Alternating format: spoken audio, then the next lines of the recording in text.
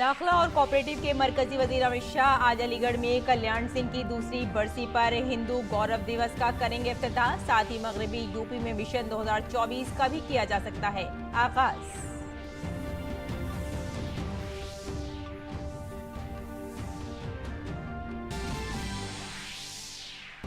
गुजरात में जारी मरकजी वजारत खजाना की चिंतन शिविर का आज होगा बाज़ाब्ता इफ्तिताह। वजीर खजाना चिंतन शिविर से करेंगे खिताब। G20 ममालिक के नुमाइंदों के साथ माली उमूर पर करेंगे तबादला ख्याल।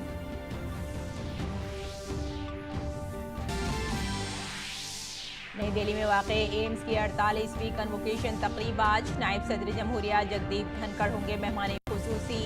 2500 से ज्यादा दी जाएंगी डिग्रियां। मध्य प्रदेश के वजीर आला शिवराज सिंह चौहान आज रियासती हुकूमत के नए मुकर्रर शुदा असातिज़ा को सौंपेंगे तकर्रुरी नामे। वजीर आजम वर्चुअल तौर पर प्रोग्राम से करेंगे खिताब।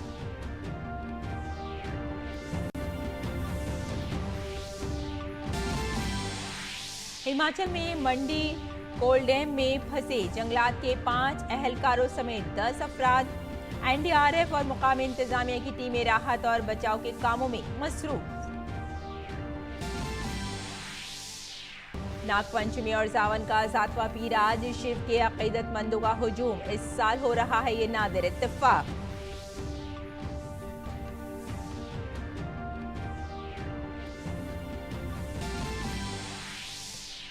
एशिया कप के लिए आज होगा टीम इंडिया का ऐलान। सबकी नजरें राहुल और अय्यर की फिटनेस पर।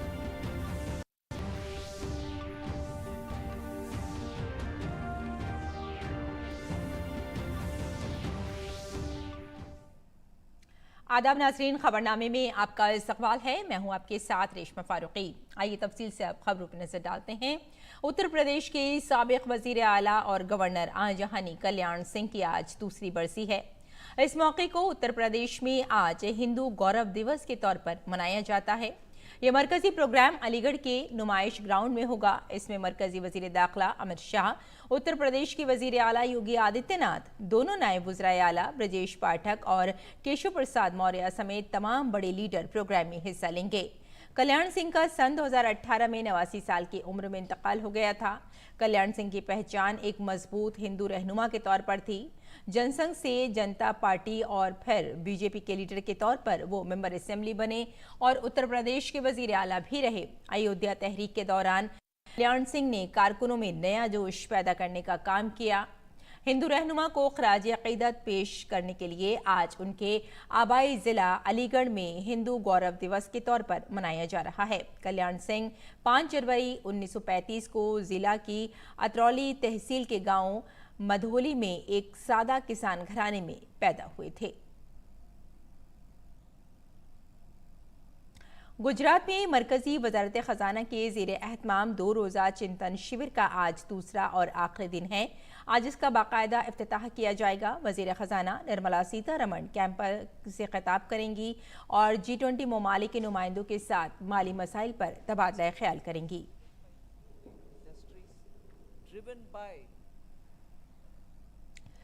G20 तिजारत और सरमायाकारी की वजारती मीटिंग TIMM 24 और 25 अगस्त को जयपुर में मुनक्किद होगी। इस मीटिंग से पहले चौथी आखिरी तिजारती सरमायाकारी वर्किंग ग्रुप TIWG भारत की G20 की सदारत में मीटिंग आज और कल जयपुर में होगी। दोनों इजलासों में 300 से जायद मंदुबीन शिरकत करेंगे, जिनमें G20 के रुकन ममालिक, वज़राए तिजारत और मदू ममालिक के सेक्रेटरीज, इलाकाई ग्रुपों के सरबराहान और बैनुल-अक़वामी तंजीमों के वफूद शामिल हैं।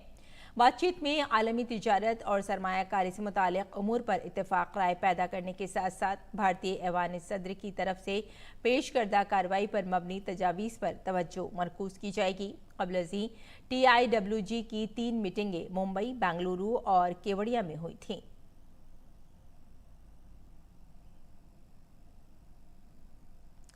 वज़ीर आज़म नरेंद्र मोदी जनूबी अफ्रीका के जोहान्सबर्ग में मंगल से यानी 22 से 24 अगस्त तक शुरू होने वाली 15वीं ब्रिक्स कॉन्फ्रेंस में शिरकत करेंगे। पीएम मोदी ब्रिक्स और मुल्क के साथी आली रहनुमाओं से भी बातचीत करेंगे। आइए जानते हैं इसकी तफसील।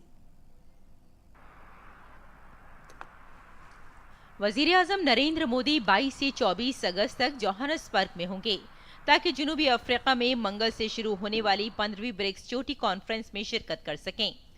पीएम मोदी ब्रिक्स लीडरों की चोटी कॉन्फ्रेंस में भारत की नुमाइंदगी करेंगे। ब्रिक्स बड़ी उभरती हुई आलमी मईशतों ब्राजील, रूस, भारत, चीन और जनूबी अफ्रीका के ग्रुप की नुमाइंदगी करता है। इस साल के सरबराही इजलास का मौजू ब्रिक्स और अफ्रीका पायदार तरक्की और जामे कसिरुल जहती में बाहमी तेज रफ्तार तरक्की के लिए शिराकतदारी है। वजीर आजम नरेंद्र मोदी ब्रिक्स और मधु ममालिक के साथ आलमी रहनुमाओं से भी बातचीत करेंगे। प्रधानमंत्री मोदी का जोहान्सबर्ग दौरा 2 वजह से अहम होगा। पहला, उनकी इंटरवेंशन लीडर समिट पर वो क्या भूमिका देखते हैं डेवलपिंग कंट्रीज की, विकासशील देशों की दुनिया के इकोनॉमिक पॉलिटिकल वर्ल्ड ऑर्डर में, क्योंकि भारत की ये एक की प्रायोरिटी है ग्लोबल साउथ भारत की G20 अध्यक्षता के दौरान। और दूसरा, उनकी मुलाकात चीनी राष्ट्रपति शी जिनपिंग से अगर वो मुलाकात होती है, क्योंकि 19वें मिलिट्री कमांडर्स मीट पर भी दोनों भारत और चीन अपने ईस्टर्न लद्दाख में चल रहे बॉर्डर विवाद को सुलझा नहीं पाए थे। तो दुनिया की खास नजर होगी कि क्या राष्ट्रपति शी और प्रधानमंत्री मोदी की ये मुलाकात दोनों देशों के रिश्तों में कुछ गर्माहट ला पाएगी कि नहीं। ब्रिक्स 2023 एडिशन में जिन अहम तरजीही उमूर को आगे बढ़ाना है, उनमें मौसमियाती तब्दीली के इक़दामात के लिए शिराकतदारी को फरोग देना, मुस्तकबिल के लिए तालीम और महारत की तरक्की को तब्दील करना, अफ्रीकी कॉन्टिनेंटल फ्री ट्रेड एरिया के जरिए मौक़े फराहम करना, वबाई अमराज के बाद वाली और पायदार तरक्की के 2030 एजेंडे को बेहतर बनाना, अमन के अमल में खवातीन की बामानी शिरकत के साथ कसिरुल जहती को फरोग देना। 2019 के बाद पहली बार ब्रिक्स रहनुमा एक मुश्तरका प्लेटफॉर्म पर बैठेंगे। भारत ब्रिक्स को आलमी तवाजुन, तनव्वु और अक्सरियत के लिए एक अहम प्लेटफॉर्म के तौर पर देखता है। ब्रिक्स ग्रुप दुनिया की आबादी का 40% से ज्यादा और आलमी मईशत का तकरीबन 26% है। जोहान्सबर्ग से अमृतपाल सिंह और शुभेंदु घोष की रिपोर्ट, DD न्यूज उर्दू खबरें।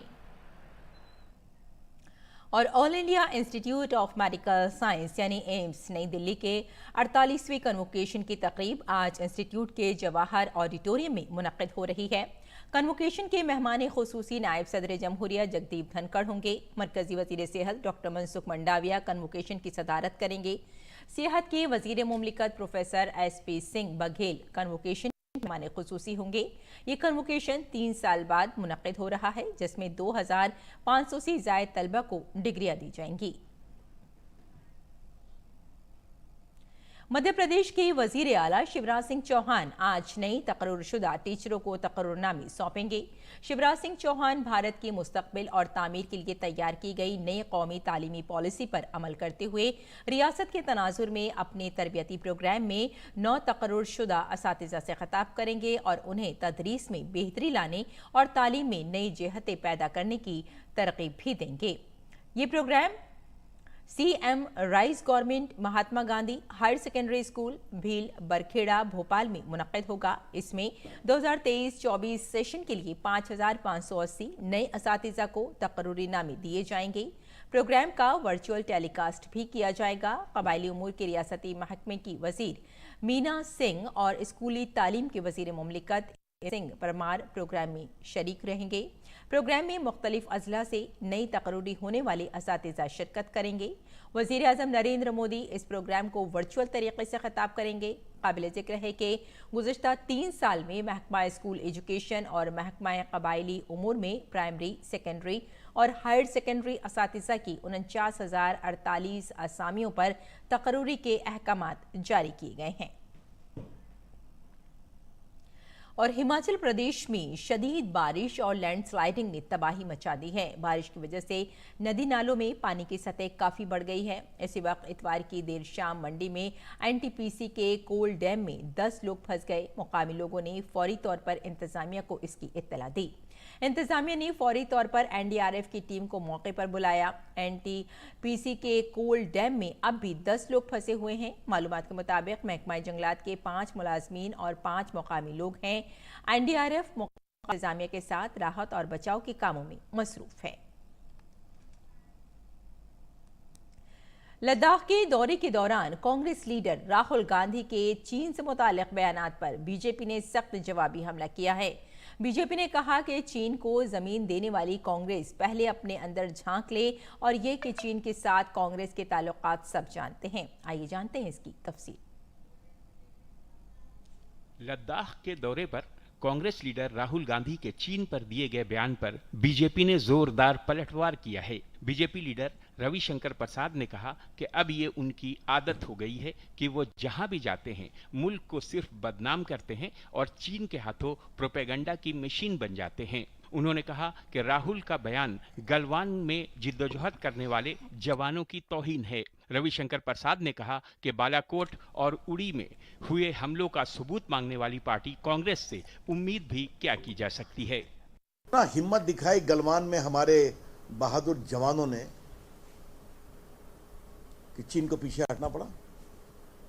ये सच्चाई है कि नहीं सच्चाई है? तो ना आप होमवर्क करते हैं, विदेश नीति आप कितना समझते हैं, इस पर भी बहुत चर्चा हो चुकी है। लेकिन वहां जाकर के भारत को बदनाम क्यों करते हैं और चीन के हाथ में आप एक प्रोपेगेंडा की मशीनरी क्यों बनते हैं? बीजेपी के दूसरे लीडरों ने भी राहुल के बयान पर करारा हमला किया है। मरकजी वजीर और बीजेपी लीडर ज्योतिरादित्य सिंधिया ने कांग्रेस को उसके पुराने नारे हिंदी चीनी भाई भाई की याद दिलाते हुए कहा कि मुल्क जानता है कि उसकी हुकूमत में कितने बड़े हिस्से पर चीन ने कब्जा किया था। वहीं धर्मेंद्र प्रधान ने कहा कि चीन के साथ उनके राब्तों को हर कोई जानता है। राहुल गांधी जी भारत को बदनाम करने में लगे हैं। केवल देश के अंदर कहते हैं, विदेश में भी जाके भारत के बारे में अनर्गल कहते हैं। दूसरी ओर उनकी चाइना के साथ क्या संपर्क है, इस देश की लोगों को मालूम है। चाइना की वकालत करने वाले लोग भारत में घड़ियाली आंसू बहा रहे हैं। जिस कांग्रेस पार्टी ने हिंदी चीन भाई भाई का माला जप के 45,000 स्क्वायर किलोमीटर भारत माता की धरती को चीन को दे दिया, अपने गिरेबान में झांके। दूसरी तरफ कांग्रेस ने राहुल गांधी के लद्दाख में दिए गए बयान की हिमायत की है।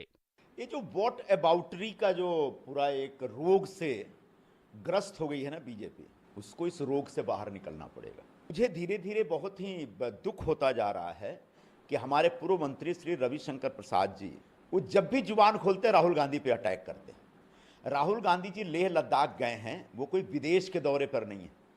दरअसल लद्दाख दौरे पर गए राहुल गांधी ने कहा था कि हालात बहुत हसास हैं। राहुल ने यह भी कहा कि लद्दाख को जो स्टेटस दिया गया है इससे यहाँ के लोग खुश नहीं हैं।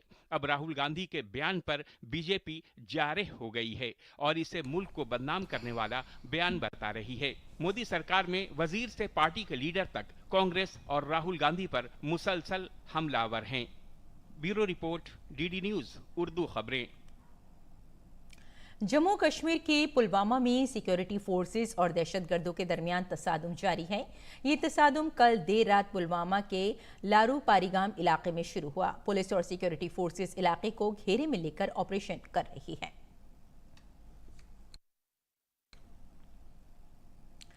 और हुकूमत ने मुकामी मार्केट में प्याज की दस्तयाबी को बढ़ाने और इसकी बढ़ती हुई कीमतों को कंट्रोल करने के लिए इसकी बरामदात पर 40% ड्यूटी आयद की है और प्याज की बफर स्टॉक को 3 लाख मीट्रिक टन से बढ़ाकर 5 लाख मीट्रिक टन कर दिया है। इसके तहत हुकूमत की जानिब से प्याज आज से 25 रुपए फी किलो खुर्दा कीमत पर फरोख्त की जाएगी। सार्फिन के उमूर के महकमे ने national cooperative consumer federation NCCF और national agricultural cooperative marketing federation NAFED से कहा है कि वो ज्यादा खपत वाले इलाकों में सप्लाई करने के लिए इजाफी 1 लाख मीट्रिक टन प्याज खरीदें। अब तक तकरीबन 1400 मीट्रिक टन प्याज बाजार में भेजी जा चुकी है।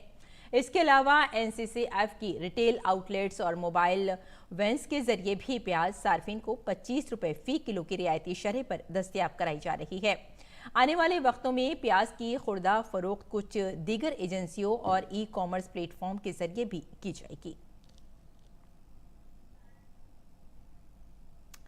महकमा मौसमियात ने अगले 2-3 रोज तक हिमाचल प्रदेश और उत्तराखंड में कुछ मकामात पर मूसलाधार बारिश की पेशगोई की है। हिमालयी इलाकों, मगरबी बंगाल, सिक्किम और बिहार में भी आइंदा 4 रोज मूसलाधार बारिश हो सकती है। आइंदा 2 रोज तक मशरकी और वस्ती भारत के आसपास शदीद बारिश का इम्कान है।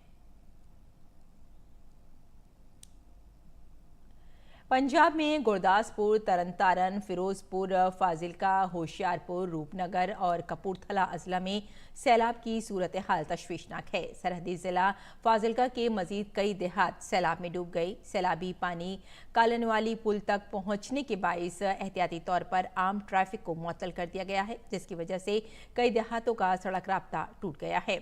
सैलाब की तबाहकारियों के दरमियान भी अवाम के इत्तेहाद और हौसले की मिसाल देखने को मिल रही है। सैलाब से मुतासिरा अजला में राहत और बचाव के कामों में आम लोग ज्यादा हौसले और जोश का मुजाहिरा कर रहे हैं।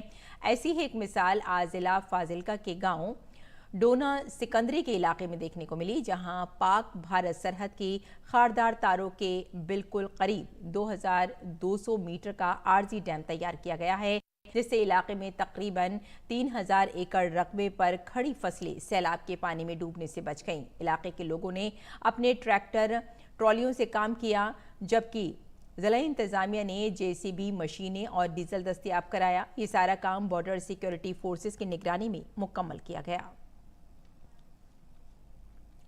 आज नागपंचमी और सावन का 7वां सोमवार है। सुबह से ही शिव के अकीदतमंदों का एक बड़ा हुजूम शिव के मुकाम पत्र जमा है और नागपंचमी का त्यौहार सावन के शुक्ल पक्ष के 5वें दिन मनाया जाता है। उज्जैन के नागचंद्रेश्वर मंदिर में अकीदतमंदों की बड़ी भीड़ देखी जा रही है। इस मौके पर शिव के भक्त अकीदत में डूबे हुए देखे गए। और आइए अब नजर डालते हैं कुछ गैर मुल्की खबरों पर। शुमाली कोरिया के लीडर किम जोंग उन ने क्रूज मिसाइल के तजुर्बे का मुआयना किया। ये मुआयना तब हुआ जब जनूबी कोरिया और अमेरिका ने गर्मी की मशकों की शुरुआत की। प्योंगयांग ने साथी ममालिक के इस फौजी मशक को न्यूक्लियाई मशक बताकर इसकी मजम्मत की। रूस के खलाई शोबे रॉसकॉस्मोस ने कल ऐलान किया कि रूस का पहला चांद मिशन नाकाम हो गया है। इस मिशन के तहत खलाई शटल लूना 25 कंट्रोल से बाहर हो गया और चांद से जा टकराया। रॉसकॉस्मोस ने कहा कि शनिचर को खलाई शटल को लैंडिंग से पहले की मदार में भेज दिया गया था, लेकिन इसके बाद उसका राब्ता टूट गया। रॉसकॉस्मोस ने एक बयान में कहा कि यह खलाई शटल अपने साजो सामान समेत नामालूम मदार में चला गया और चांद की सतह से टकराव के नतीजे में खत्म हो गया। जिम्बाब्वे की अहम opposition party citizens कोalition for change के हजारों हामी कल आम इंतखाबात से पहले पार्टी की आखिरी रैली में जमा हुए। सीसीसी की क़यादत सदारती ओहदे के उम्मीदवार नेल्सन चामीसा ने की। जिम्बाब्वे में 23 अगस्त को सदारती इंतखाबात होने। मादनियात से मालामाल मुल्क जिम्बाब्वे सन 2000 से माशी मंदी के दौर से गुजर रहा है। तूफान हिलेरी बाजा कैलिफोर्निया जजीरे के बाद अमेरिका के जनूब मगरिब की तरफ बढ़ रहा है, जहां इसके तारीखी तौर से जबरदस्त बारिश और सैलाब की सूरत हाल पैदा करने का अंदेशा है। अमेरिका में जबरदस्त बारिश और तेज हवाओं ने पहले ही जनूबी कैलिफोर्निया में तबाही लानी शुरू कर दी है। मकामी इंतजामियों के जरिए इलाके को खाली कराया जा रहा है। और आइए अब नजर डाल लेते हैं दिल्ली से शाये कुछ उर्दू अखबारात पर।